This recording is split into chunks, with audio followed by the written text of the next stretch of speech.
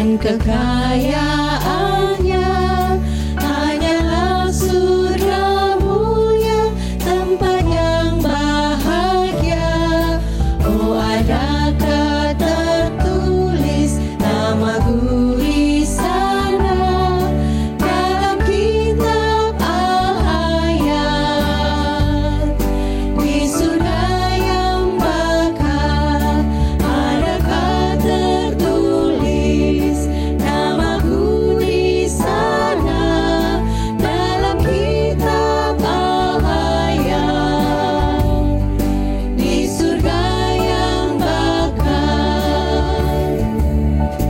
Tuhan, dosaku banyak bagai pasir di laut, darah-Mu itulah yang menebus dari maut.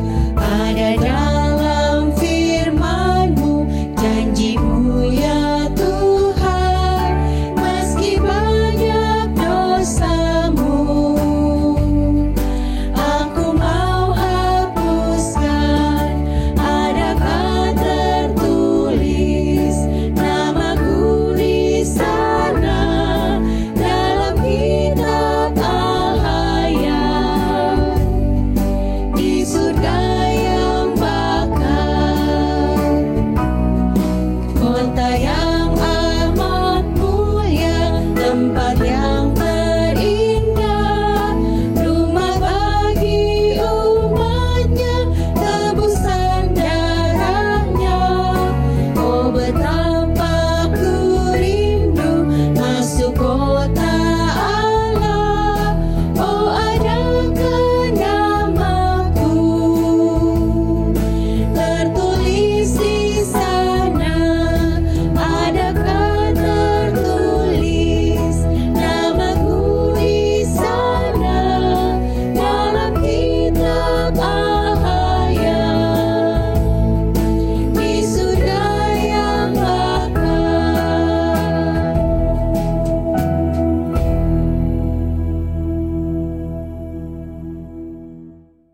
Mari kita berdoa. Bapa kami di dalam kerajaan sorga, Allah yang kami sembah siang dan malam, Allah pemilik alam semesta. Pada pagi hari Sabat ini, kami mau datang beribadah menyembah Engkau. Biarlah Engkau akan memberkati seluruh rangkaian acara ibadah yang kami akan ikuti, sehingga ibadah kami pada Sabat ini boleh menjadi berkat rohani bagi kami semua, iman kami boleh dikuatkan. Saat ini kami akan merenungkan firman-Mu, Engkau hadir bersama-sama dengan kami. Terpujilah nama-Mu, dalam nama Yesus kami berdoa. Amin. Renungan saya pada saat ini, saya ambil dari buku Yosua pasalnya yang ke-24, ayatnya yang ke-14, dan ayatnya yang ke-15. Firman Tuhan berbunyi demikian. Oleh sebab itu, takutlah akan Tuhan dan beribadahlah kepadanya dengan tulus ikhlas dan setia. Jauhkanlah Allah yang kepada nenek moyangmu telah beribadah di seberang sungai Efrat dan di Mesir, dan beribadahlah kepada Tuhan. Tetapi jika kamu anggap tidak baik untuk beribadah kepada Tuhan, pilihlah pada hari ini kepada siapa kamu akan beribadah. Allah yang kepada nenek moyangmu beribadah di seberang sungai Efrat, atau Allah orang Amori yang negerinya kamu diami ini. Tetapi aku dan seisi rumahku, kami akan beribadah kepada Tuhan. Judul renungan saya, pentingnya ibadah keluarga. Kalau kita membaca dalam Yosua pasalnya yang ke-24, ayat 14 dan 15, ada 7 kali kata ibadah ini muncul. Itu sebabnya penting bagi kita untuk ibadah kepada Tuhan.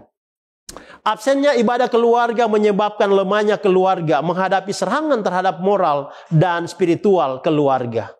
Keluarga yang tidak menyelenggarakan ibadah juga rentan terhadap pengaruh dunia yang menggerogoti kehidupan rohani. Sebaliknya, terpeliharanya ibadah keluarga menyebabkan tidak putusnya generasi yang beriman serta mengasihi Tuhan. Ibadah keluarga ini sangat penting dalam kehidupan kita. Kebiasaan melakukan ibadah keluarga membawa dampak positif yang besar dalam kehidupan keluarga Kristen. Apa pentingnya ibadah keluarga? Pertama, ibadah keluarga membuat hidup kita diarahkan kepada Tuhan setiap hari. Keluarga kita mempunyai waktu khusus buat Tuhan. Dengan demikian hidup kita relatif terlindung dari dosa dan perpecahan dalam keluarga.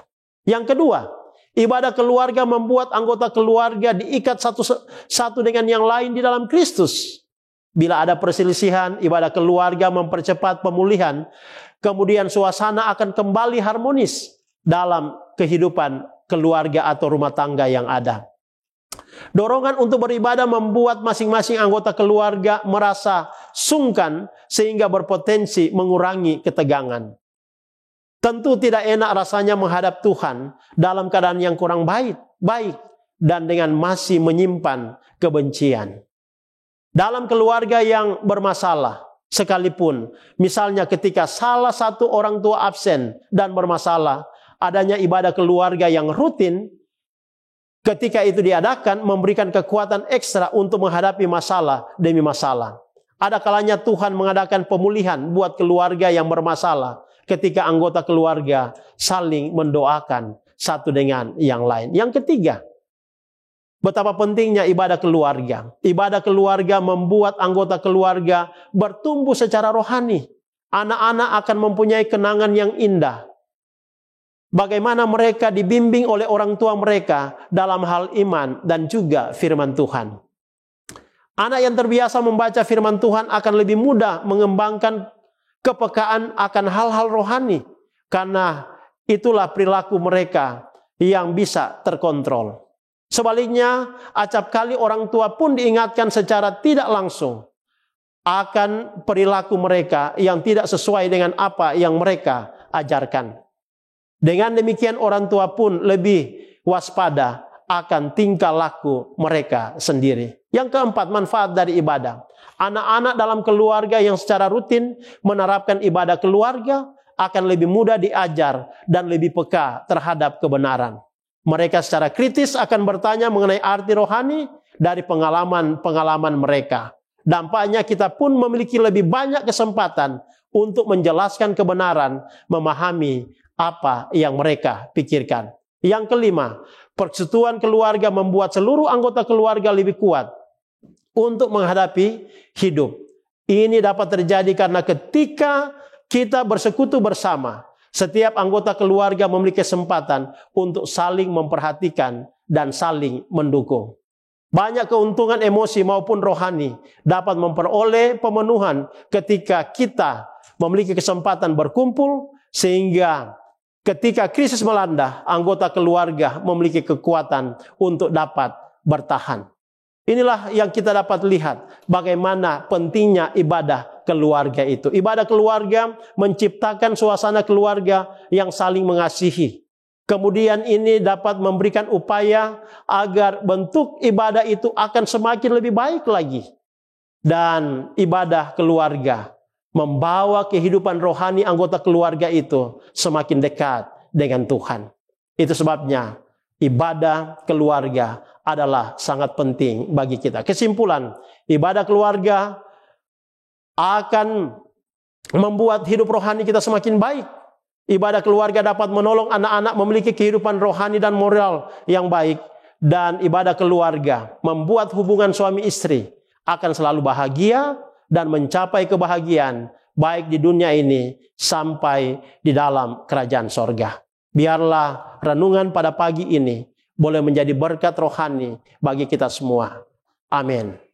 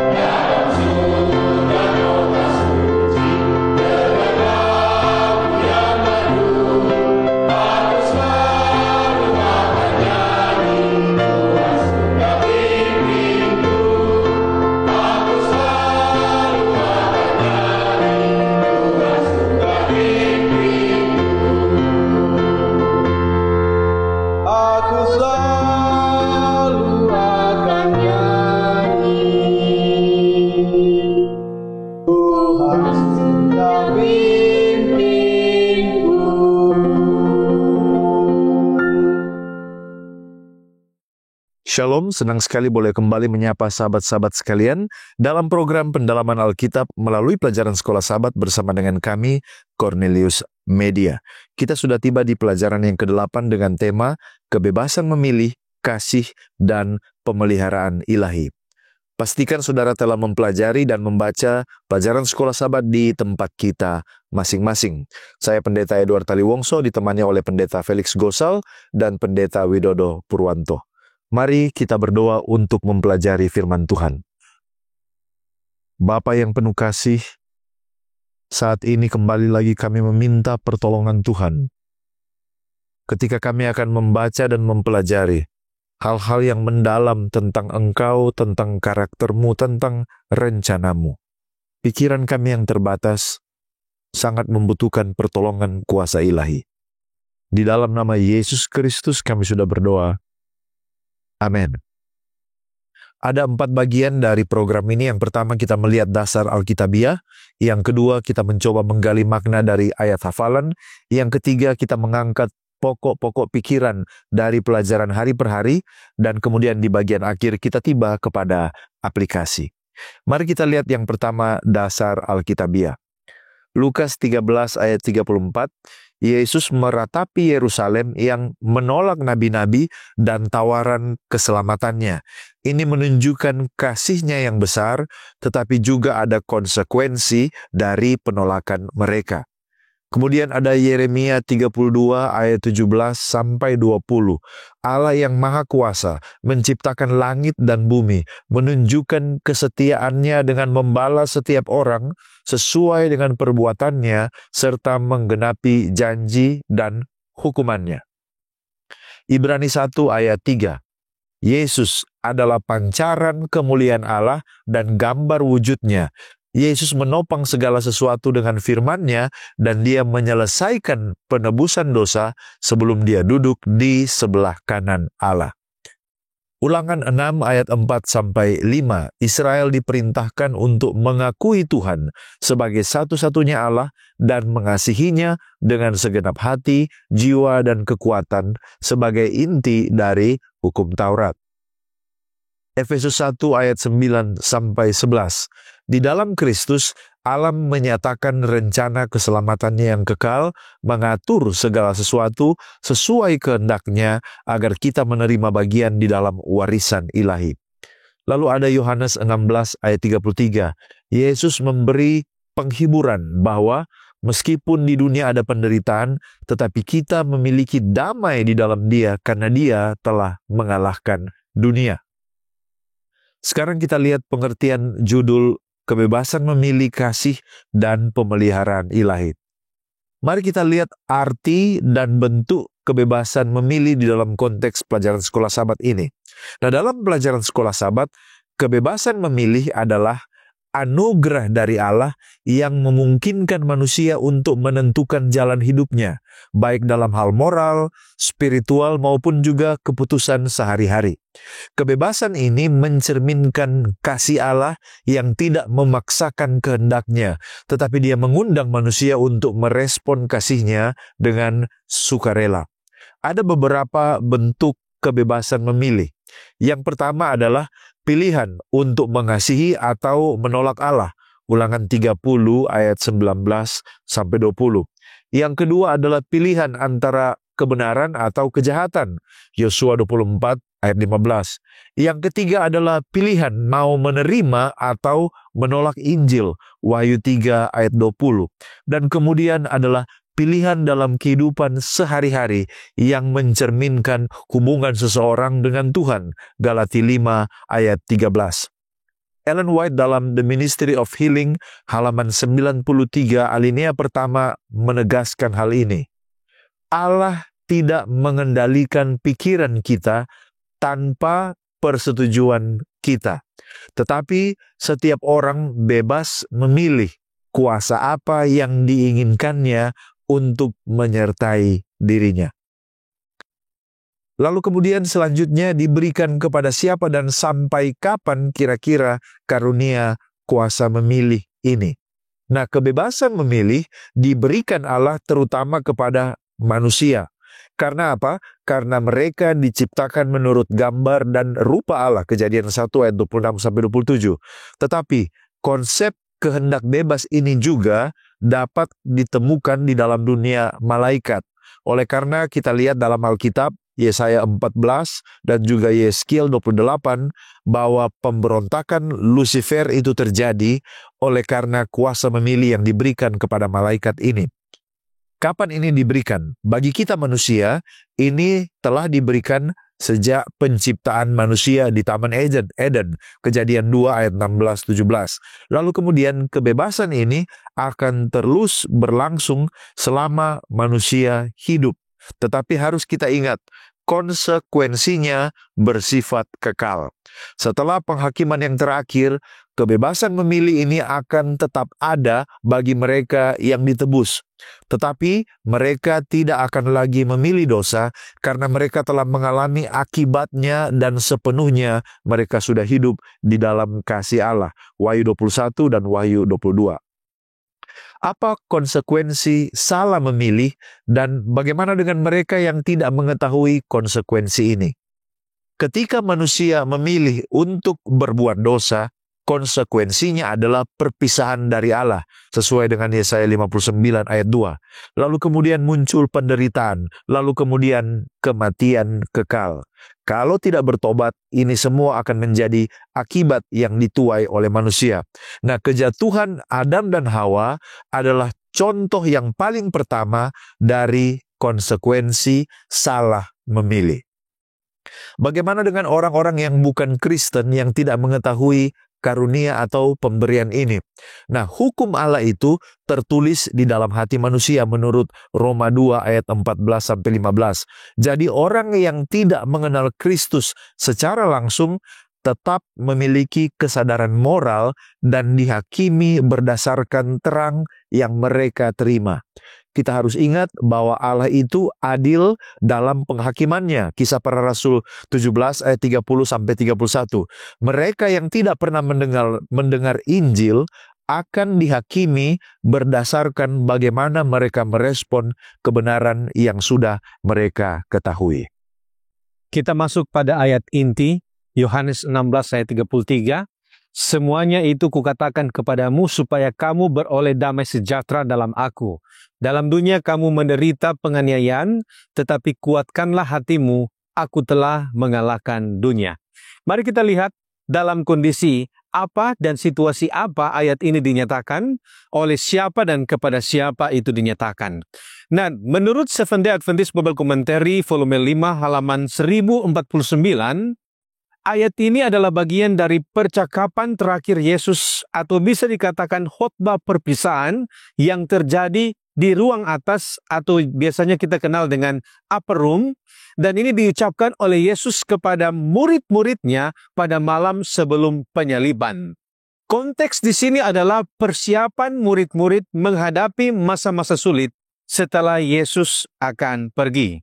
Desire of Ages halaman 663 mengatakan, Kristus telah mencapai akhir dari percakapan terakhirnya dengan murid-muridnya, dan dia telah mengatakan semua yang dapat memberikan pengharapan kepada mereka. Nah, kalau begitu apa pengertian damai sejahtera dalam aku? Bagaimana damai sejahtera ini terjadi, dirasakan, dan kapan itu dirasakan oleh manusia? Nah, menurut Seventh-day Adventist Bible Commentary volume 5 halaman 1050, ada 3 poin penting tentang hal ini. Yang pertama, damai sejahtera ini berbeda dengan damai sejahtera dunia.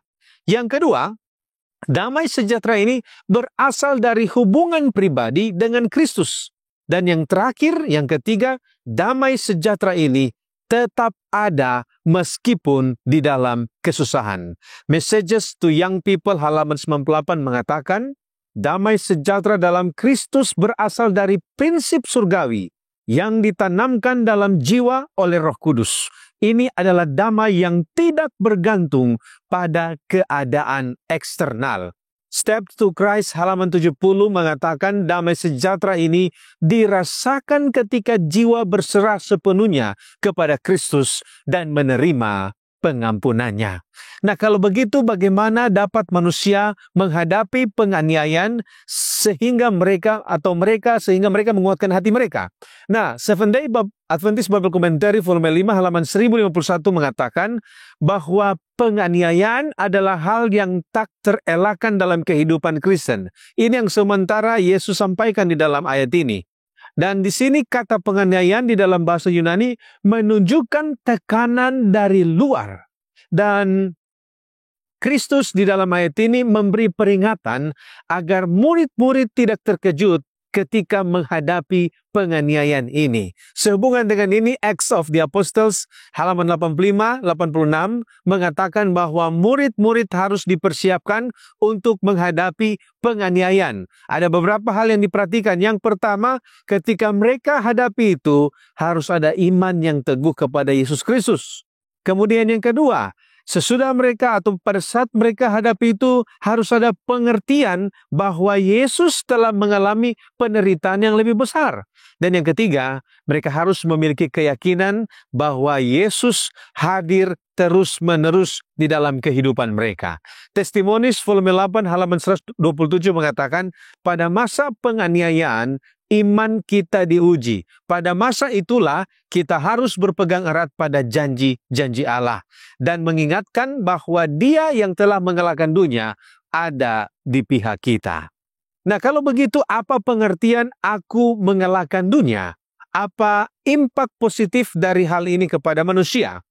Sekali lagi, Seventh Day Adventist Bible Commentary volume 5 halaman 1052 mengatakan bahwa kata mengalah di dalam bahasa Yunani adalah nikao. Ini berarti kemenangan yang sempurna dan final.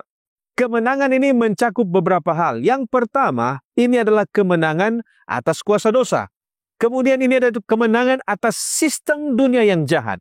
Kemudian yang ketiga, ini adalah kemenangan atas setan dan pengikutnya. Dan yang keempat, ini adalah kemenangan atas kematian.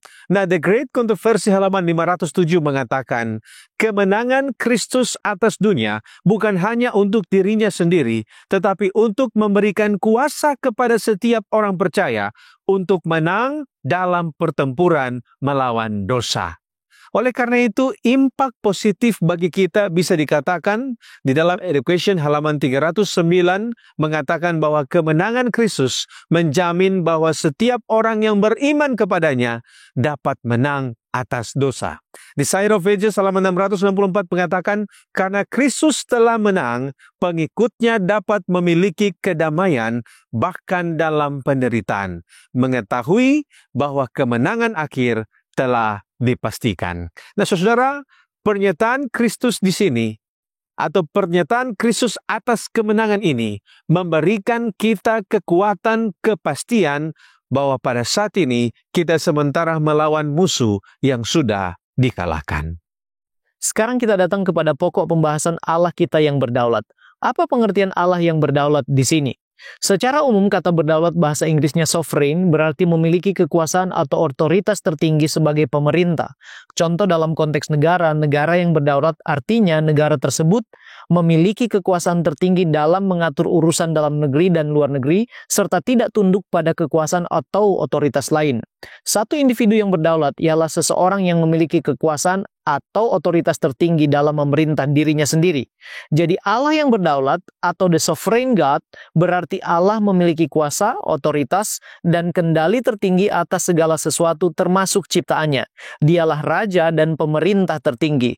Patriarchs and Prophets halaman 33 katakan bahwa kedaulatan Allah atau pemerintahannya mencakup kelimpahan berkat kepada semua makhluk ciptaannya. Hal ini terangkum dalam ekspresi pemazmur dalam Mazmur 89 ayat 14 dan 15. Punyamulah lengan yang perkasa, kuat tanganmu dan tinggi tangan kananmu. Keadilan dan hukum adalah tumpuan tahtamu, kasih dan kesetiaan berjalan di depanmu. Ayub katakan dalam Ayub 42 ayat 2, aku tahu bahwa engkau sanggup melakukan segala sesuatu dan tidak ada rencanamu yang gagal. Sekarang, apakah ada yang tidak di bawah kendali Allah atau tidak dikehendaki Allah namun terjadi sesuai dengan konteks pelajaran sekolah Sabat khususnya hari Minggu? Dan mengapa bisa seperti itu? Yeskiel 33 ayat 11 berkata, "Katakanlah kepada mereka, demi aku yang hidup, demikianlah firman Tuhan Allah, aku tidak berkenan kepada kematian orang fasik, melainkan aku berkenan kepada pertobatan orang fasik itu dari kelakuannya supaya ia hidup." Ayat ini menggambarkan bahwa ada hal yang tidak dikehendaki Allah namun terjadi. Ia tidak menghendaki kematian orang fasik, namun itu terjadi karena pilihan mereka sendiri. Dengan kata lain, mengapa bisa seperti itu ialah karena manusia dan umatnya memilih untuk bertindak berbeda dari apa yang Allah kehendaki.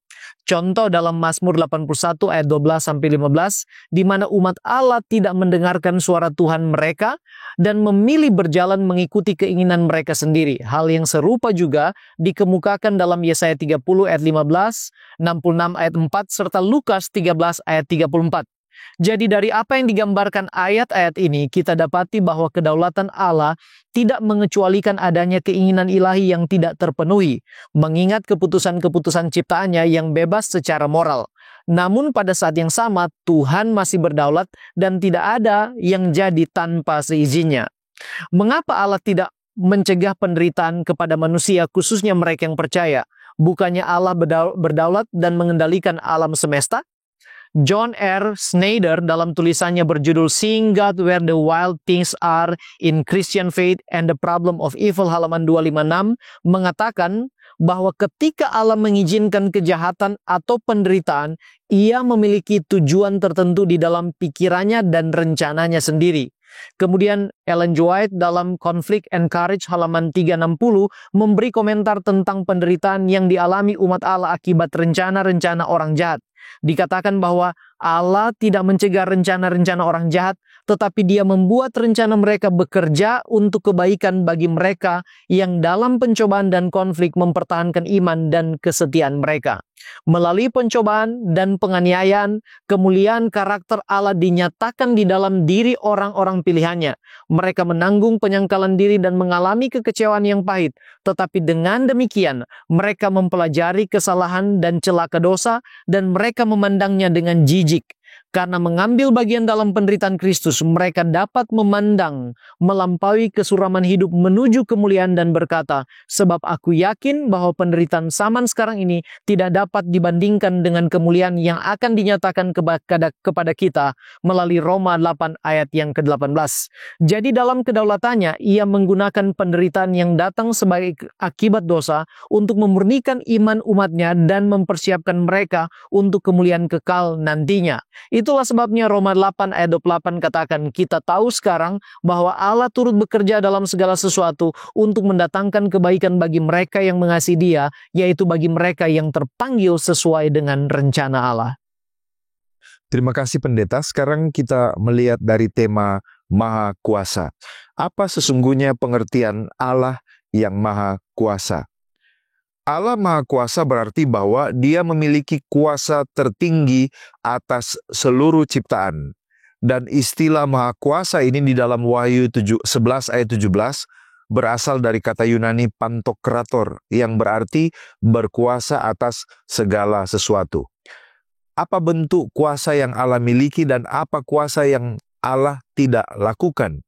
Nah, kita melihat beberapa bentuk kuasa yang Allah miliki. Yang pertama adalah kuasa untuk menciptakan. Yeremia 32 ayat 17.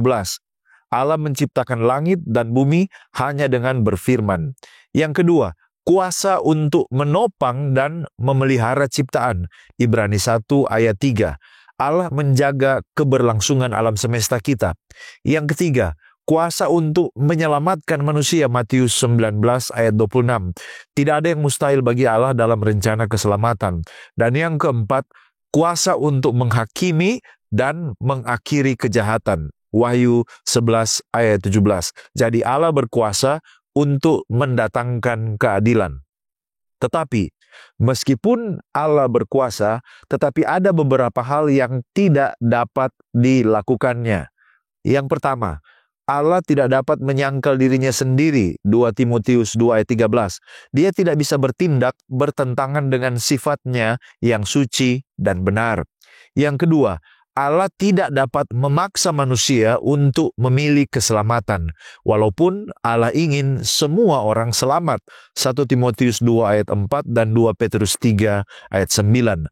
Dia menghormati kebebasan memilih manusia.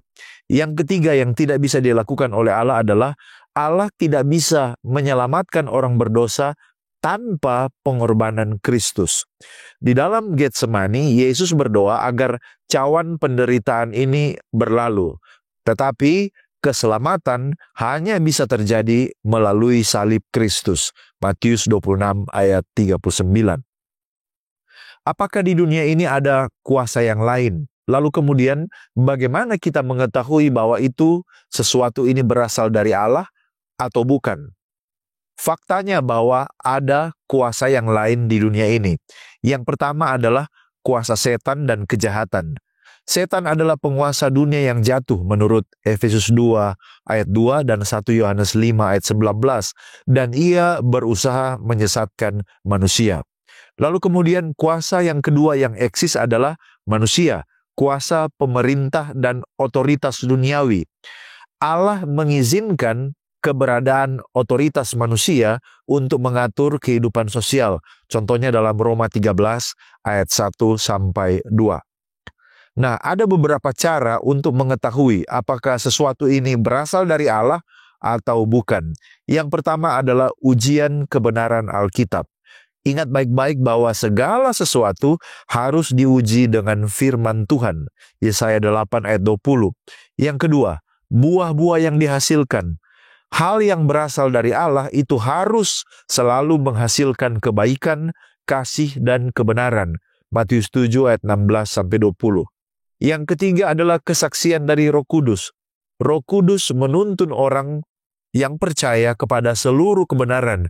Yohanes 16 ayat 13. Dan yang keempat, keselarasan dengan karakter Allah. Kalau ada sesuatu itu bertentangan dengan kasih, keadilan dan kekudusan Allah, maka dapat dipastikan itu bukan berasal dari Dia. Ellen White mengomentari hal ini dalam Testimonies for the Church jilid 5 halaman 512.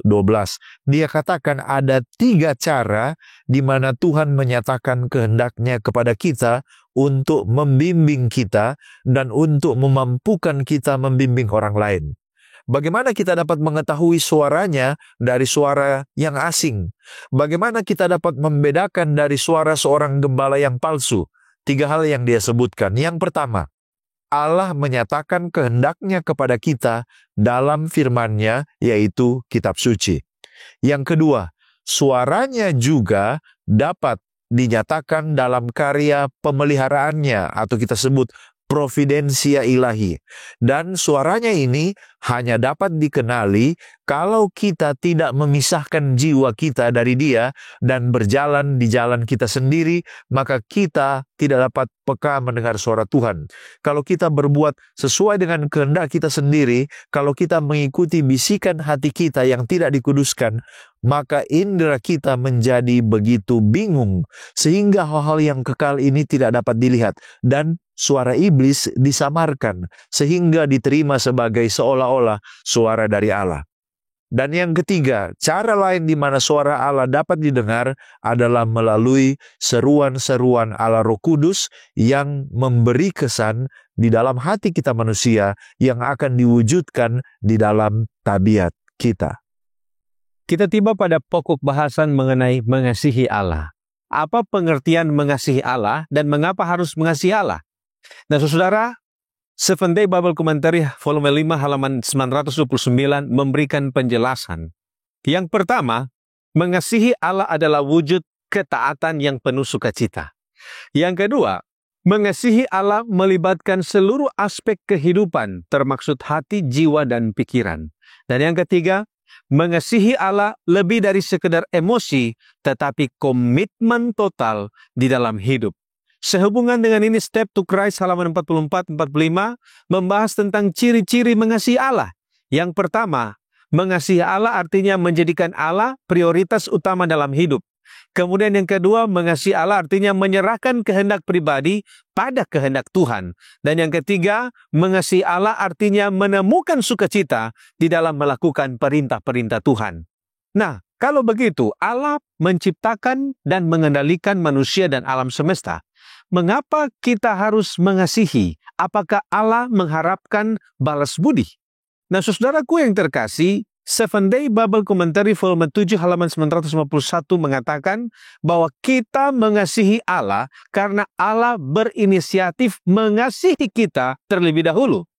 Kita mengasihi Allah karena kasih kita adalah respon atas kasih-Nya yang sempurna.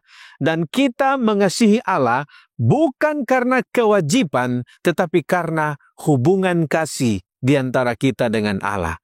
Ministry of Healing halaman 409 mengatakan, Allah tidak meminta kasih sebagai balas budi. Dia adalah sumber kasih, dan hubungan dengannya membawa kebahagiaan sejati bagi manusia. Nah, The Great Controversy halaman 467 mengatakan, kasih kepada Allah bukanlah beban atau tuntutan, melainkan kesempatan yang membawa sukacita dan kedamaian sejati. Nah, kalau begitu, apa konsekuensi kalau kita mengasihi Allah? Atau sebaliknya, ketika kita tidak mengasihi Allah, karena kita kurang percaya atau bukan orang Kristen. Nah, kembali lagi Seventh Day Adventist Bible Commentary volume 6, halaman 1043 menjelaskan jika mengasihi Allah akan membawa kita kepada 4 hal. Yang pertama, akan membawa kepada damai sejahtera batin. Yang kedua, membawa kepada perlindungan ilahi. Yang ketiga, membawa kepada bimbingan hidup. Dan yang keempat, membawa kepada kepastian keselamatan. Sedangkan dalam Christ Object Lesson halaman 384 menjelaskan, jika kalau kita tidak mengasihi Allah, berarti yang pertama akan ada hubungan yang putus, akan ada sesuatu yang putus atau hubungan kita dengan sumber kehidupan itu terputus, ya. Yang kedua, kehilangan arah dan tujuan hidup sejati. Dan yang ketiga, kalau kita tidak mengasihi Allah, kita tidak akan mengalami sukacita yang Allah rancang dalam hidup kita. Steps to Christ halaman 100 mengatakan, memilih untuk tidak mengasihi Allah bukanlah hukuman, tetapi konsekuensi alami dari keputusan manusia untuk hidup terpisah dari sumber kasih.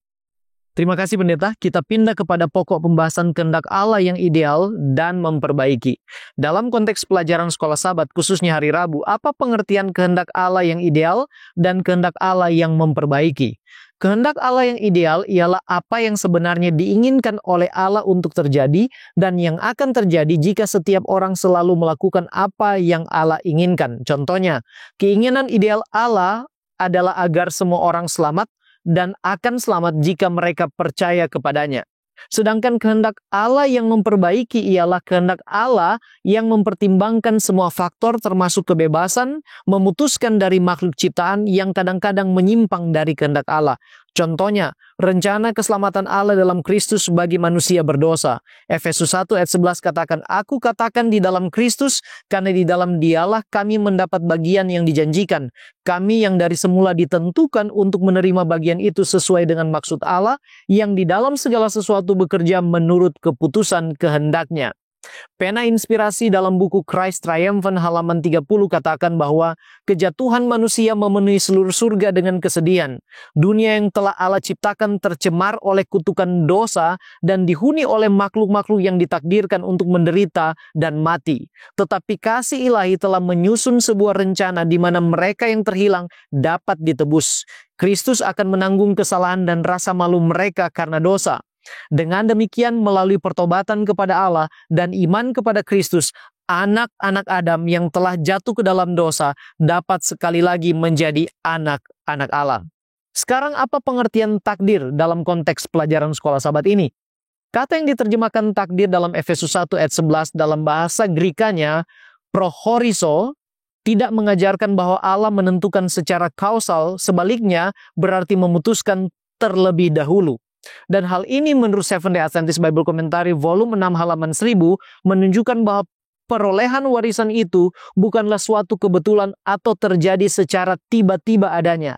Hal itu sesuai dengan tujuan yang telah ditetapkan Allah, dan ini merujuk kepada keputusan ilahi Allah dan rencana keselamatan dalam Kristus yang telah dibuatnya jauh sebelum dosa itu ada. Sekarang apakah setiap manusia sudah ditakdirkan susah, senang, atau nantinya selamat, dapat sorga atau neraka? Kemahatauan Allah tidak meniadakan kehendak bebas setiap manusia untuk menentukan pilihannya sendiri. Itulah sebabnya masalah keselamatan ini bergantung pada pilihan masing-masing kita. Yesus dengan jelas berkata dalam Yohanes 3 ayat yang ke-18, "Barang siapa percaya kepadanya, ia tidak akan dihukum. Barang siapa tidak percaya, ia telah berada di bawah hukuman sebab ia tidak percaya dalam nama Anak Tunggal Allah." Markus 16 ayat 16, "Siapa yang percaya dan dibaptis akan diselamatkan, tetapi siapa yang tidak percaya akan dihukum." Kemudian Steps to Christ halaman 27 juga mengatakan hal yang serupa. Orang berdosa bisa menolak kasih ini dan mungkin menolak untuk ditarik kepada Kristus. Tetapi jika ia tidak menolak, ia akan ditarik kepada Yesus. Pengetahuan tentang rencana keselamatan akan membawa dia ke kaki salib dalam pertobatan atas dosa-dosanya yang telah menyebabkan penderitaan anak Allah yang terkasih. Dalam hal inilah kita memilih takdir Allah, yaitu untuk keselamatan, kebahagiaan, dan hidup kekal. Sekarang kita akan melihat arti dari Kristus telah mengalahkan dunia. Apa pengertian Kristus mengalahkan dunia? Tetapi kemudian kita melihat manusia mengalami banyak penderitaan dan kejahatan sepertinya terjadi di mana-mana dan terus bertambah. Ketika Yesus berkata, "Dalam dunia kamu menderita penganiayaan, tetapi kuatkanlah hatimu, aku telah mengalahkan dunia." Yohanes 16 ayat 33. Yesus tidak menjanjikan bahwa dunia akan langsung bebas dari kejahatan dan penderitaan. Kemenangan Kristus atas dunia berarti bahwa dosa, maut, dan kuasa kegelapan telah dikalahkan melalui salib dan kebangkitannya. Namun, dunia ini masih dalam sebuah proses menuju pemulihan yang sempurna sesuai dengan rencana Allah. D.A. Carson dalam Pilar New Testament Commentary halaman 550 mengomentari hal ini. Dia katakan, Yesus telah menaklukkan dunia dengan cara yang sama seperti dia telah mengalahkan penguasa dunia ini. Maksud Yesus adalah bahwa dengan kematiannya, dia telah membuat perlawanan dunia menjadi sia-sia dan tak berdaya. Pertempuran yang menentukan telah terjadi dan dimenangkan.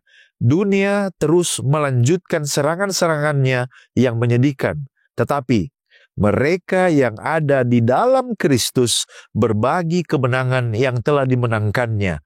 Mereka tidak dapat dirugikan oleh kejahatan dunia dan mereka sudah tahu siapa yang akan menang pada akhirnya.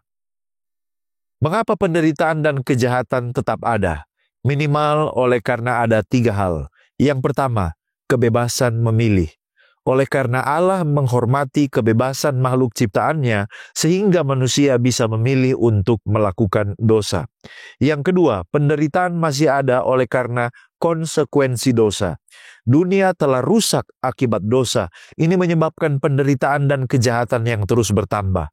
Dan yang ketiga adalah realita pertentangan yang besar. Ingat, masih ada pertempuran antara kebaikan dan kejahatan, antara Kristus dan setan, sampai rencana keselamatan digenapi sepenuhnya. Apa arti kasih Allah dalam Kristus mengalahkan dunia, dan apa bentuk providensia atau pemeliharaan Allah kepada dunia ini? Kasih Allah dinyatakan di dalam kemenangan Kristus atas dunia ini.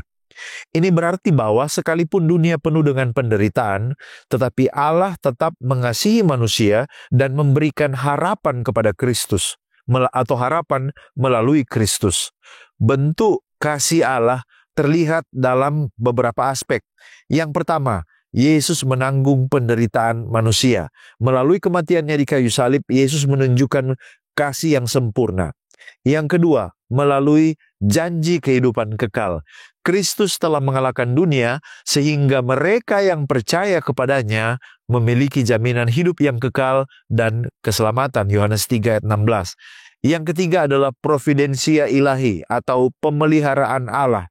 Meskipun dunia ini rusak oleh dosa, tetapi Allah tetap menjaga umatnya dan bekerja mendatangkan kebaikan bahkan melalui situasi-situasi yang sulit. Roma 8 ayat 28. Jadi, Allah selalu mencegah penderitaan, tetapi Dia dapat menggunakan penderitaan itu untuk membentuk iman kita, membawa kita lebih dekat kepadanya, dan menginspirasi kita untuk berbuat baik kepada sesama. Apa kira-kira dampak kepada manusia saat ini mengetahui bahwa Kristus telah mengalahkan dunia? Ada beberapa dampak yang bisa kita alami. Yang pertama, pengharapan di tengah penderitaan. Orang percaya tidak perlu takut atau putus asa karena mereka tahu bahwa kemenangan akhir sudah pasti di dalam Kristus. Yohanes 16 ayat 33. Gary Birch dalam The NIV Application Commentary halaman 456 mengatakan, "Aku telah mengalahkan musuhmu. Kamu tidak akan pernah dapat melakukannya, tetapi aku telah melakukannya dan aku dapat melakukannya lagi di dalam kamu. Tinggallah di dalam aku dan kemenanganku adalah milikmu." Ini adalah kata-kata Yesus. Dan Dia katakan bahwa inilah perbedaan yang besar antara kekristenan dengan agama-agama lain. Kekristenan tidak hanya menetapkan sebuah cita-cita atau kode moral, tetapi juga menawarkan cara untuk mencapainya. Kekristenan adalah tawaran Allah untuk tinggal di dalam diri para pengikutnya dan mencapai kemenangan yang ditunjukkan di dalam diri putranya, Yesus Kristus. Dan di dalam kediaman itu, kedamaian yang tak terlukiskan akan menjadi milik kita, terlepas dari kemarahan dan kegeraman dunia di sekitar kita. Kita tiba pada pendalaman. Allah telah menyiapkan rencana penebusan jauh sebelum manusia diciptakan dan juga jauh sebelum manusia jatuh di dalam dosa. Nah, kalau demikian, mengapa manusia masih saja diciptakan? Apa tujuan manusia diciptakan? Nah, saudara, sehubungan dengan tujuan penciptaan manusia, Seventh-day Adventist Bible Commentary volume 1 halaman 215 menjelaskan jika penciptaan manusia adalah tindakan kasih Allah. Dan yang kedua, manusia diciptakan untuk menjadi objek kasih Allah dan memberikan kasihnya kepada mereka.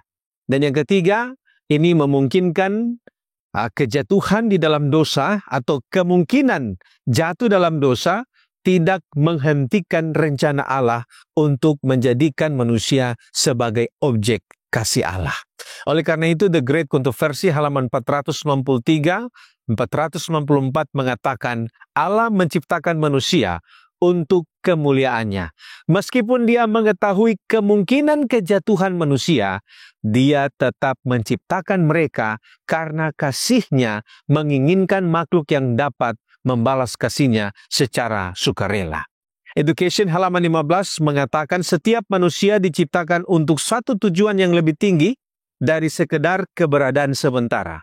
Mereka dirancang untuk menjadi rekan Allah dalam rencananya yang besar. Nah, kalau begitu mengapa Allah tidak membinasakan setan secara langsung seperti Allah membinasakan manusia pada zaman Nuh? Nah, Seventh-day Adventist Bible Commentary volume 7 halaman 972 mengatakan bahwa penghancuran langsung setan tidak akan menyelesaikan masalah konflik besar.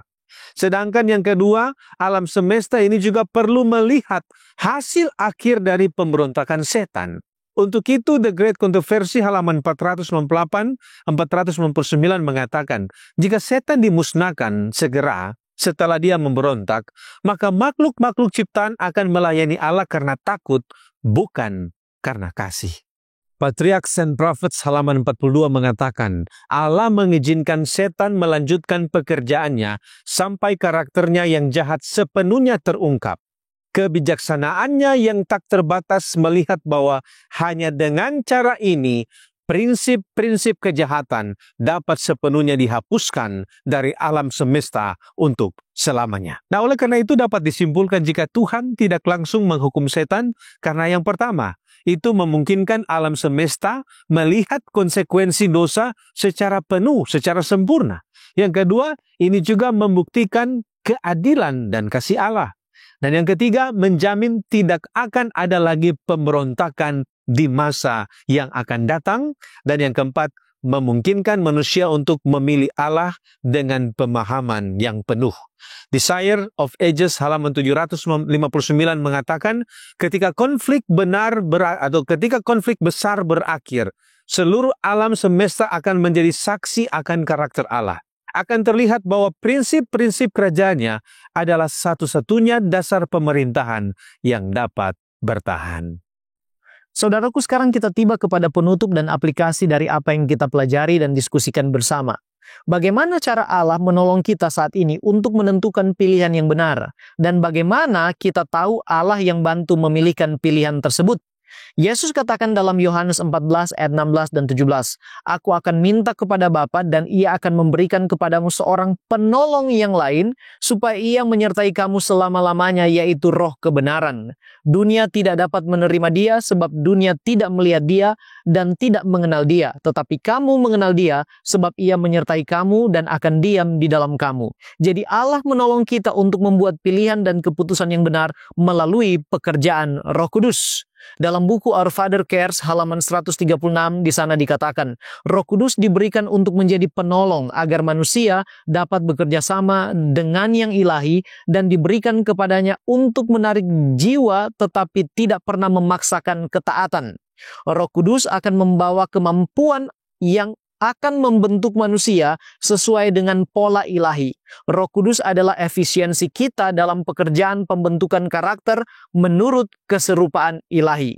Bagaimana kita tahu sekarang Allah yang bantu memilihkan pilihan, yaitu melalui Roh Kudus, adalah ketika pilihan-pilihan kita sesuai dengan kehendak dan firman-Nya, sebab dikatakan dalam Yohanes 16 ayat 13, "Tetapi apabila Ia datang, yaitu Roh kebenaran, Ia akan memimpin kamu ke dalam seluruh kebenaran, sebab Ia tidak akan berkata-kata dari dirinya sendiri, tetapi segala sesuatu yang didengarnya itulah yang akan dikatakannya, dan Ia akan memberitakan kepadamu hal-hal yang akan datang." Jadi harus sesuai dengan apa yang dikatakan firman Allah.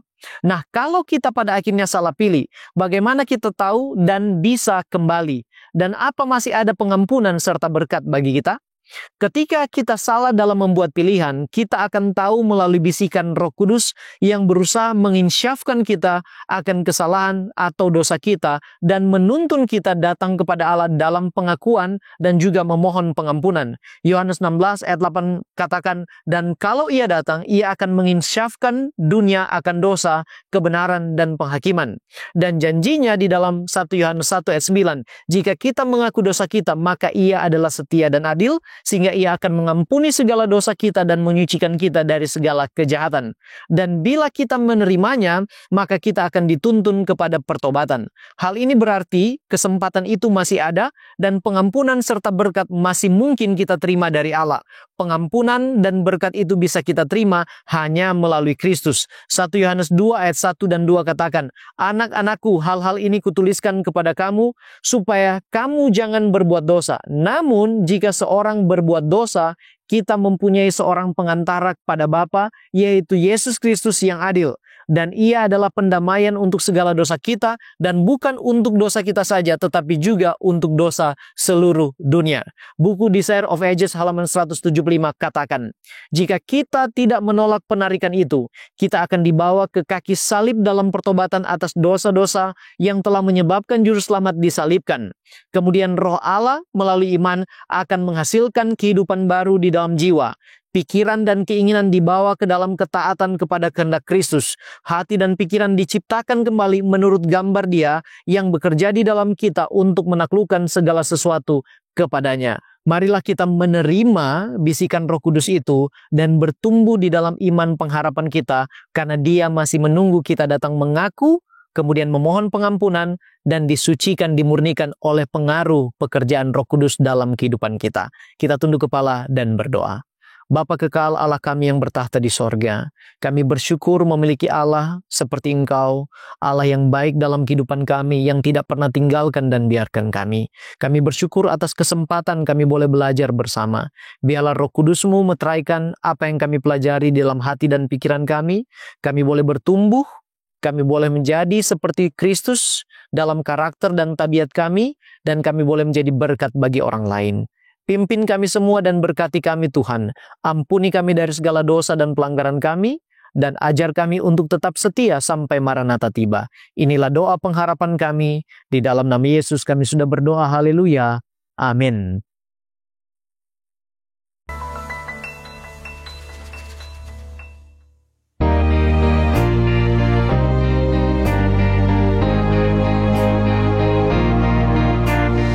Janganlah tawar hatimu, percayalah padanya. Giat lakukan tugasmu, minta dan terima kuasa. Jangan undur, maju saja. Jangan undur saat susah, Tuhan melindungimu. Harap saja pada Tuhan, puji Tuhan saat susah. Haraplah pada Tuhan. Jika bebanmu sangat berat dan engkau rasa penat, pandang Yesus Juru Selamat, Ia selalu dekat. Jangan undur, maju saja. Jangan undur saat susah, Tuhan melindungimu. Harap saja pada Tuhan, puji Tuhan saat susah. Haraplah pada Tuhan. Janganlah tawar hatimu, bersandar kepadanya. Tinggal di dalam kasih-Nya, berkat-Nya engkau terima. Jangan undur, maju saja. Jangan undur saat susah, Tuhan melindungimu. Harap saja pada Tuhan, puji Tuhan saat susah. Haraplah pada Tuhan.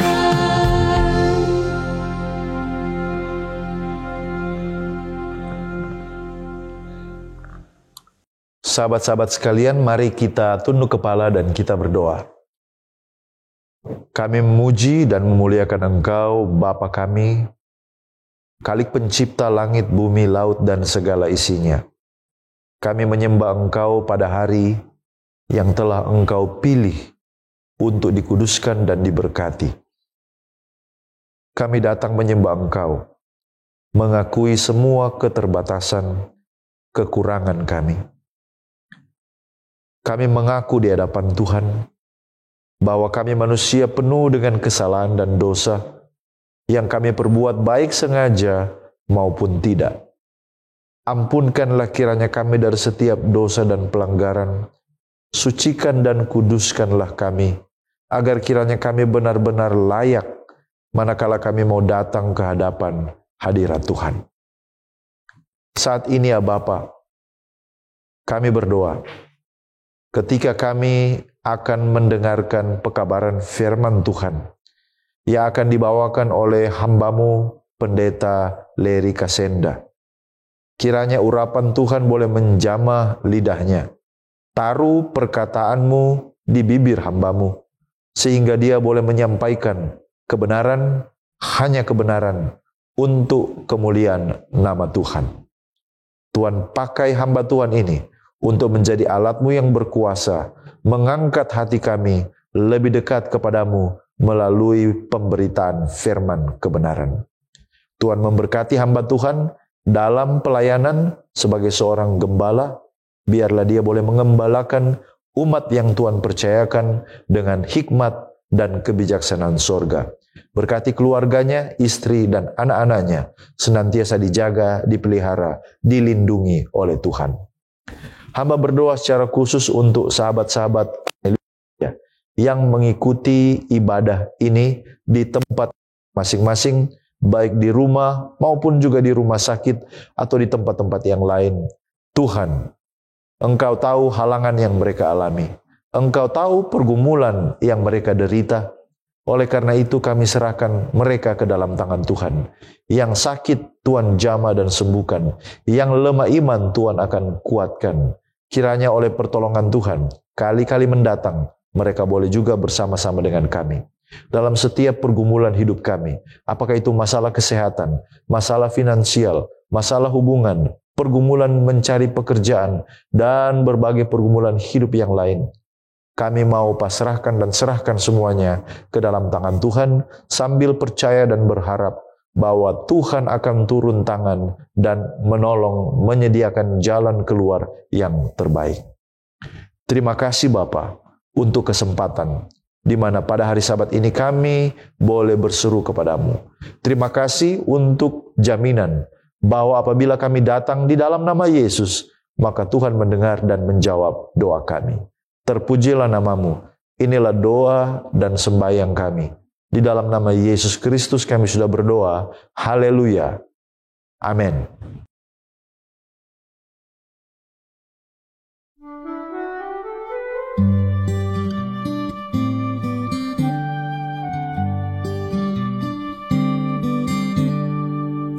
Saat ku sendiri dan ku rasa sepi, tak sempurna diri, hilang harapan, hampa penuhi hidupku ini, dan kau hampiri, lambaikan kasih-Mu. Saat ku sendiri dan ku rasa sepi, tak sempurna diri, hilang harapan, hampa penuhi hidupku ini, dan kau hampiri, lambaikan kasih-Mu. Saat ku tatap wajahnya, kasih yang ku rasa, dan tangan yang penuh kuasa angkatku.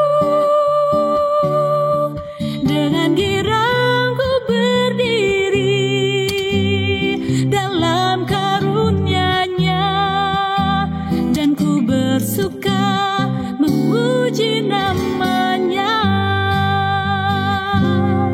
Saat ku tatap wajahnya, kasih yang ku rasa, dan tangan yang penuh kuasa angkatku. Dengan girang ku berdiri dalam karunia-Nya, dan ku bersuka memuji nama-Nya.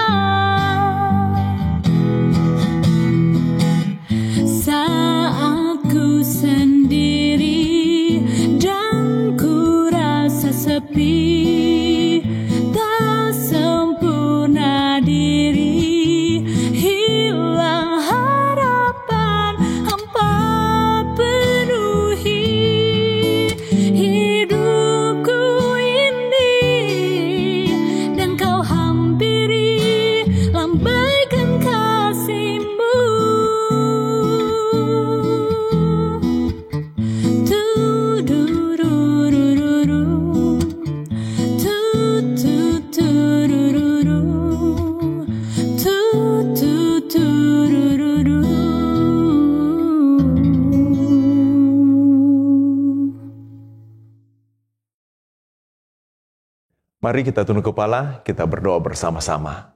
Bapa di surga, dalam tuntunan kuasa Roh Kudus-Mu akan membimbing kami saat kami akan mendengarkan dan belajar firman Tuhan. Berkati hamba-Mu, kiranya dalam tuntunan kuasa Roh Kudus-Mu. Terima kasih Bapa, dalam Yesus Kristus kami berdoa. Amin. Shalom sahabat untuk kita semua dimanapun kita berada, dan puji Tuhan untuk berkat yang Tuhan berikan kepada kita. Saat ini mari kita mendengarkan firman Tuhan dalam judul Menghancurkan Baal. Saudara-saudara yang kekasih dalam Tuhan kita Yesus Kristus, ketika Tuhan Allah mau merubah dunia dengan apa yang Allah buat, dengan kondisi dunia yang Allah belum pernah lakukan sebelumnya. Kita lihat catatan dalam firman Tuhan. Ketika dunia dipenuhi dengan kejahatan, Allah berkata kepada Nuh, kepada orang yang bergaul hidup dekat dengannya, Dia akan membinasakan bumi ini dengan air bah. Dan Tuhan menggunakan Nuh membangun bahtera dan rindu untuk menyelamatkan manusia yang ada pada saat itu. Walaupun hanya Nuh dan keluarganya yang selamat. Berikut kita lihat seorang bapa beriman, Abraham. Dia dipanggil untuk meninggalkan semua yang dia miliki. Dia pergi untuk mengikuti perintah Tuhan. Sesuatu yang belum pernah terjadi saat itu. Tetapi Abraham menurut kepada Tuhan. Tuhan sampaikan, aku akan memberkati engkau. Luar biasa. Tuhan melakukan apa yang Dia perintahkan kepada Abraham dan Abraham mengikutinya. Seorang pemimpin yang luar biasa yang membawa bangsa Israel keluar dari tanah perbudakan. Tuhan menggunakan seorang pemimpin yang bernama Musa untuk membawa orang Israel dari tanah Mesir menuju ke tanah perjanjian di Kanaan. Seorang yang masih muda digunakan Tuhan untuk membunuh seorang raksasa. Tidak ada orang Israel yang berani untuk menghancurkan atau membinasakan bahkan membunuh raksasa Goliat. Daud yang masih muda digunakan Tuhan untuk menunjukkan bahwa kebesaran Tuhan ia memimpin seorang anak muda tersebut. Bahkan Allah mau mengguncang dunia ketika dunia yang sudah jatuh ke dalam dosa.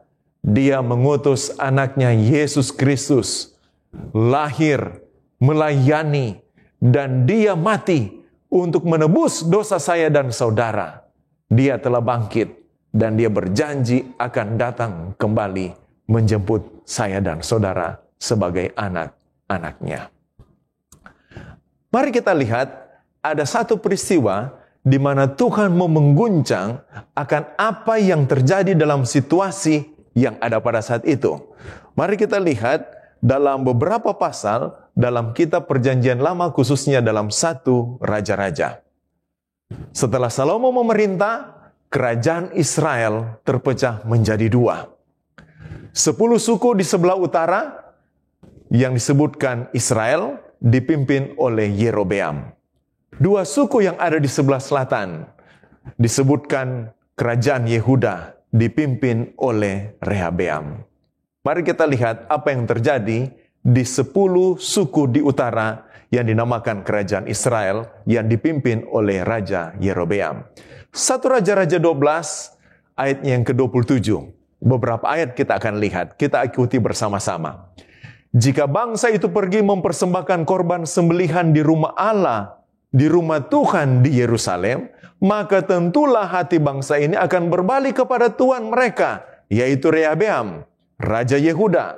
Kemudian mereka akan membunuh aku dan kembali kepada Rehabeam, Raja Yehuda. Ini perkataan Yerobeam ketika dia memerintah di Israel sebelah utara. Sesudah menimbang-nimbang ayat yang ke-28 dalam 2 Raja-Raja 12. Maka raja membuat 2 anak lembu jantan dari emas dan ia berkata kepada mereka, sudah cukup kamu pergi ke Yerusalem, hai Israel. Sekarang lihat Allah-Allahmu yang telah menuntun engkau keluar dari tanah Mesir. Ayat yang ke-29 dan 30. Lalu ia, Yerobeam, menaruh lembu yang satu di Betel dan yang satu ditempatkan di Dan.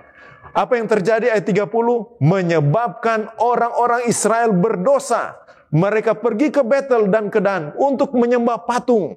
Ayat 31, Yerobeam juga membuat kuil-kuil di atas bukit pengorbanan dan mengangkat imam-imam dari kalangan rakyat, bukan dari Bani Lewi. Itulah yang terjadi dalam kondisi di mana Israel, 10 kerajaan di sebelah utara yang dipimpin oleh Yerobeam. 1 Raja-Raja 15 ayat 25. Setelah Yerobeam memerintah 22 tahun, Nadab anaknya, dia memerintah Israel 2 tahun lamanya. Ayat 26, Nadab juga melakukan apa yang jahat di mata Tuhan, mengakibatkan orang Israel berdosa. Setelah Nadab, dalam 1 Raja-Raja 15 ayat 33 sampai 44, Baesa, dia menjadi raja Israel di Tirsa. Dia memerintah 24 tahun lamanya. Ayat 34 dalam 1 Raja-Raja 15. Baesa hidup melakukan apa yang jahat di mata Tuhan, mengakibatkan orang Israel berdosa pula. Setelah Baesa, Ela anak Baesa, dia memerintah atas Israel 2 tahun lamanya. Apa yang dilakukan oleh Ela? Sama. Dia melakukan yang jahat di mata Tuhan. Dia membuat sakit hati Tuhan Allah Israel dengan dewa-dewa kesia-siaan mereka. Setelah Ela, nama Raja Simri. Dia memerintah 7 hari lamanya. Apa yang terjadi? Sama halnya. Simri melakukan apa yang jahat di mata Tuhan, mengakibatkan orang Israel berdosa. Setelah Simri, nama Raja Omri. Dia memerintah 12 tahun lamanya. Omri melakukan apa yang jahat di mata Tuhan. Hidup menurut segala tingkah laku mulai dari Yerobeam dan menyebabkan orang Israel berdosa dan membuat sakit hati Tuhan. Terdapat dalam 1 Raja-Raja 16 ayat 23 sampai 26. Setelah Omri, kita masuk kepada Raja Ahab. Ahab anak Omri, 1 Raja-Raja 16 ayat 29, menjadi raja atas Israel, memerintah 22 tahun lamanya atas Israel di Samaria. Ahab bin Omri dalam ayat 30 melakukan apa yang jahat di mata Tuhan. Seakan-akan belum cukup dalam dosa Yerobeam bin Nebat, ia mengambil pula Isabel anak Netbal, raja orang Sidon, menjadi istrinya, sehingga ia pergi beribadah kepada Baal dan sujud menyembah kepadanya. Kemudian ia membuat mezbah untuk Baal di bukit Baal yang didirikan di Samaria. Apa yang terjadi dalam keadaan bangsa Israel saat itu? Mulai dari Yerobeam, Nadab, Baesa, Ela, Simri, Omri, sampai kepada Ahab. Mereka melakukan apa yang jahat di mata Tuhan, membuat sakit hati Tuhan dengan membawa orang Israel kepada penyembahan kepada Baal. Gambaran kejahatan Israel saat itu mungkin dapat terlukiskan dalam Roma 1 ayat 24, 26, dan 28. Ayat 24. Karena itu, Allah menyerahkan mereka kepada keinginan hati mereka akan kecemaran, sehingga mereka saling mencemarkan tubuh mereka. Luar biasa kebejatan yang ada. Ayat 26, karena itu Allah menyerahkan kepada hawa nafsu yang memalukan. Ayat 28, dan karena mereka tidak merasa perlu untuk mengakui Allah, maka Allah menyerahkan mereka kepada pikiran-pikiran yang terkutuk, sehingga mereka melakukan apa yang tidak pantas. Kebejatan moral, penyembahan kepada berhala yang terjadi saat itu, dari kepemimpinan mulai dari Yerobeam sampai kepada Ahab. Allah mau mengguncang Israel saat itu dengan apa yang terjadi kepada orang Israel saat itu. Dia memilih, sebagaimana dia memilih Nuh, dia memilih Abraham, Dia memilih Goliat, dia memilih Musa, dia mengutus anaknya Yesus Kristus, seorang nabi dari pegunungan Tisbe, pegunungan Gilead, orang gunung yang hidup kasar dan keras, orang yang bukan tamatan seminari, tidak ada catatan keturunan. Orang bertanya, mungkinkah dia seperti Melkisedek? Ada yang mengatakan orang ini memiliki hati halilintar. Allah mengutus seorang abdinya, nabinya, untuk mengguncang Israel saat itu, yang bernama Elia. Elia datang kepada Ahab dalam 1 Raja-Raja 17 ayat 1.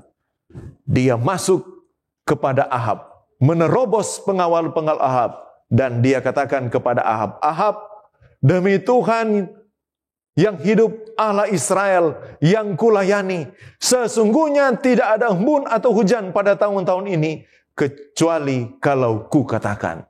Luar biasa. Dia berani bertemu dengan Raja Ahab pada saat itu, dan dia mengatakan tidak akan lagi turun hujan, dan Israel dilanda dengan kekeringan. Kita lihat sekilas tentang Nabi Elia. Dia nabi yang tinggal di pegunungan. Dia pernah dipelihara Tuhan. Saat Israel ditimpa dengan kekeringan, dia ditunjuk Tuhan untuk pergi ke sungai Kerit. Dia diberi makan, dipelihara Tuhan dengan burung gagak. Dia diberi makan janda miskin di Sarfat. Bahkan dia membunuh 450 Nabi Baal. Sekilas mengenai Nabi Elia yang digunakan Tuhan untuk mengguncang Israel pada saat itu. Mari kita lihat dalam kamus Alkitab kita mengenai Elia dan Nabi. Catatan di kamus menuliskan Elia adalah Nabi Israel yang menentang penyembahan berhala dalam kamus Alkitab. Kemudian Nabi, kamus Alkitab menuliskan seorang hamba Tuhan yang dipanggil untuk menyampaikan firman Allah kepada manusia, khususnya para Nabi Israel yang bertindak selaku pembicara atas nama Allah. Seringkali mereka harus menentang raja atau rakyat Israel yang telah menyimpang dari kehendak Tuhan, baik Elia dan Nabi. Sangat cocok ketika Tuhan memanggil Elia untuk apa yang terjadi kepada bangsa Israel atau kerajaan Israel sebelah utara yang dibuat mereka untuk menyakiti hati Tuhan, baik kemerosotan moral dan penyembahan kepada berhala. Saudara-saudara, dalam kehidupan kita, apakah masih ada Baal dalam kehidupan umat Tuhan? Mari kita lihat apa ini Baal di dalam kamus Alkitab. Baal dalam kamus Alkitab, Baal atau Tuan, dewa penduduk Kanaan yang ditentang nabi-nabi perjanjian lama. Baal yang menjamin kesuburan. Karena itu Baal seringkali disembah oleh Israel sendiri. Padahal kepada bangsa Israel, Tuhan sudah perintahkan dalam ke-10 firman Tuhan untuk hanya menyembah kepada Tuhan. Tidak sujud menyembah atau membuat patung. Tetapi yang terjadi kepada bangsa Israel, mereka menyembah kepada Baal. Kalau ini masih terjadi kepada umat Allah, Baal yang disembah bukan dalam berbentuk patung, tetapi apa yang menyebabkan atau yang menyakiti hati Tuhan, yang membuat Tuhan sedih, yang membuat Tuhan berpaling dari kehidupan anak-anaknya. Karena apa yang terjadi ketika kita melihat bangsa Israel atau orang Israel 10 suku di sebelah utara, ketika Elia dengan 450 Nabi Baal, Isabel dan Ahab, mereka berada di Bukit Karmel. Dalam 1 Raja-Raja mulai dari ayat yang ke-18, saat Baal itu disembah oleh 450 Nabi Baal, mereka katakan, "Ya Baal, jawablah kami." Tidak ada suara. Sementara mereka berjingkrat-jingkrat di sekeliling Baal Mesbah tersebut. Sudah dari pagi sampai siang, Elia mengatakan kepada mereka, "Panggil Baal, Allah mereka lebih keras. Mungkin Baal atau Allah mereka sedang merenung, atau ada urusan, atau sedang berpergian, atau dia tidur. Panggil mereka lebih keras. 450 Nabi Baal ini memanggil lebih keras. Dan apa yang terjadi dalam 1 Raja-Raja 18 ayat 28 sampai 29. Mereka memanggil lebih keras. Menore-nore diri mereka dengan pedang dan tombak. Seperti kebiasaan mereka. Sehingga darah bercucuran dari tubuh mereka. Lihat betapa Tuhan diduakan. Karena bangsa Israel atau orang Israel yang ada di sebelah utara. Seperti ini mereka menyembah kepada Baal mereka. Ayat 29. Sudah lewat tengah hari. Mereka kerasukan di dalam menyembah kepada berhala atau Baal mereka. Sampai kepada korban petang dari pagi sampai sore. Tidak ada suara yang mendengarkan seruan nabi-nabi berhala ini. Kita tahu kisahnya. Elia dalam korban persembahannya. Mezbahnya walaupun sudah disiram berkali-kali. Allah mendengar dan menjawab persembahan dari Nabi Elia. Mengguncang Israel yang ada pada saat itu. Keberhasilan Elia dalam menentang penyembahan kepada berhala. Karena Elia percaya kepada Allahnya, Allah yang hidup. Elia melayani Allah dengan penuh kesungguh-sungguhan. Elia hidup sesuai dengan kehendak Tuhan. Dan Elia menuruti panggilan Tuhan. Bahwa dia mau digunakan dengan kondisi kerajaan Israel yang ada pada saat itu. Hal yang sama.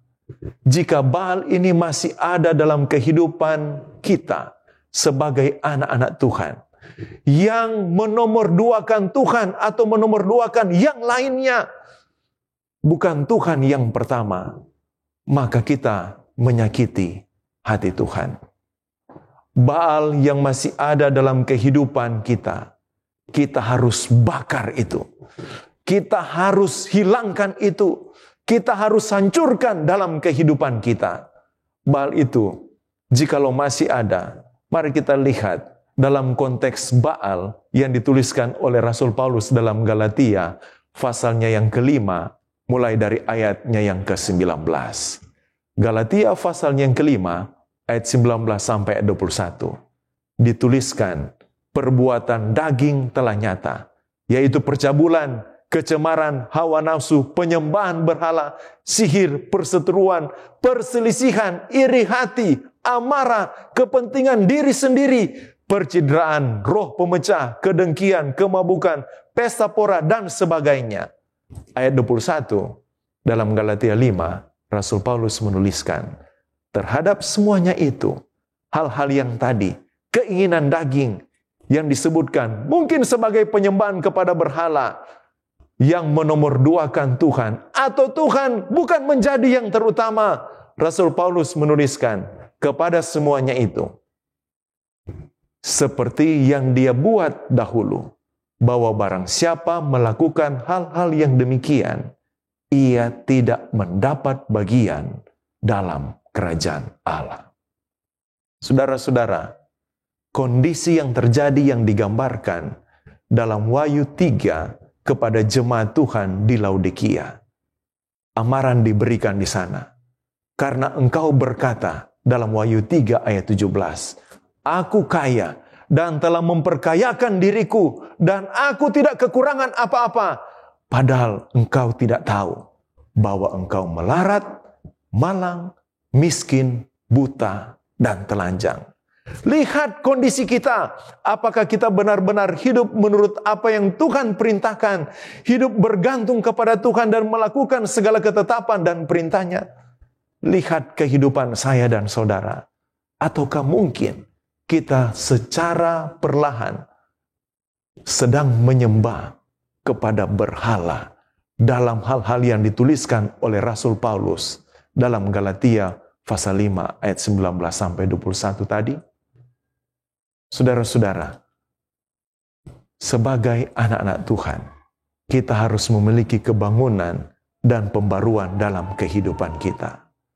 Allah mau mengguncang dunia yang hidup di saat ini. Allah mau menggunakan umat-umatnya untuk mengguncang dunia pada akhir zaman ini. Sebelum kedatangan Yesus yang kedua kali, Allah rindu untuk menggunakan saya dan saudara untuk menjadi juru kabar Tuhan. Dalam Maleakhi 4 ayat 4-5 mengatakan, ingatlah kepada Taurat yang telah kuperintahkan kepada Musa, hambaku di Gunung Horeb, yang disampaikan kepada seluruh Israel, yakni ketetapan-ketetapan dan hukum-hukumnya.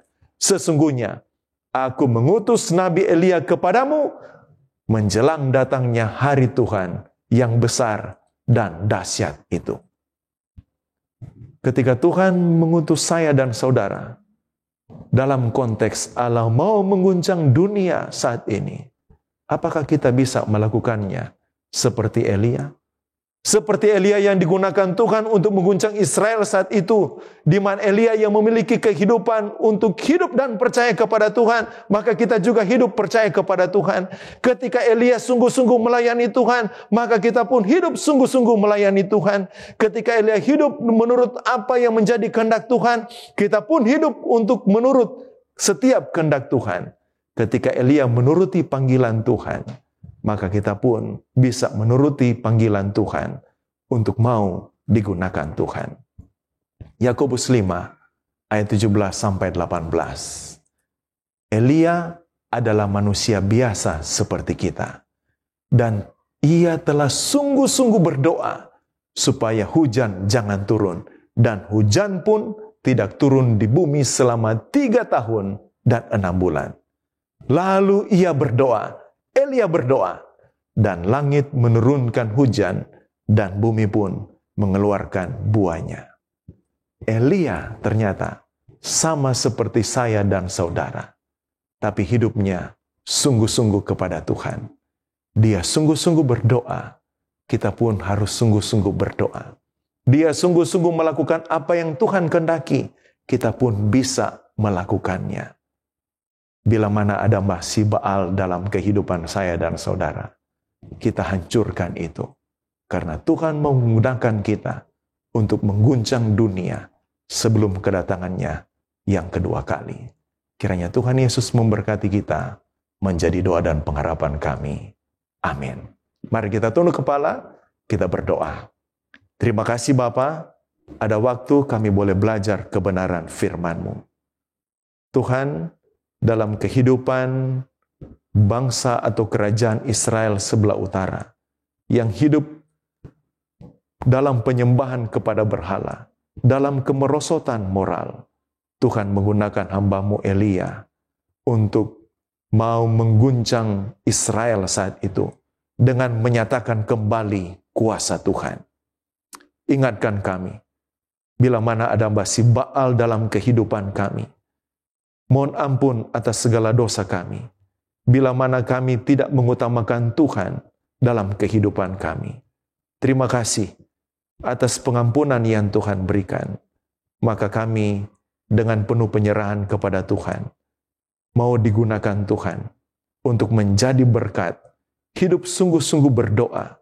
Hidup sungguh-sungguh melakukan apa yang Tuhan kehendaki. Belajar kebenaran firman-Mu dan membawa hubungan kami lebih dekat dengan Tuhan. Tuhan gunakan kami untuk menjadi berkat terang Tuhan di dalam kehidupan kami. Terima kasih, berkat Tuhan kiranya boleh menjadi bagian kami semua, sempurnakan doa kami ini. Dalam Yesus Kristus kami berdoa. Amin.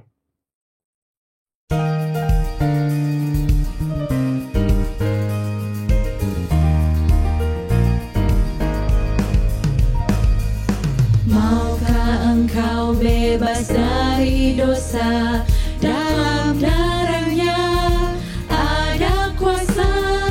Maukah engkau lawan kejahatan, kuasa ajaib di darahnya. Ada kuasa, kuasa yang ajaib di dalam darahnya. Ada kuasa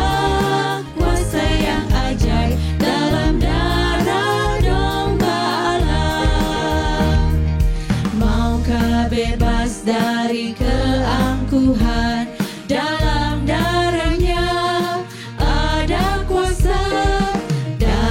telah membasuh diri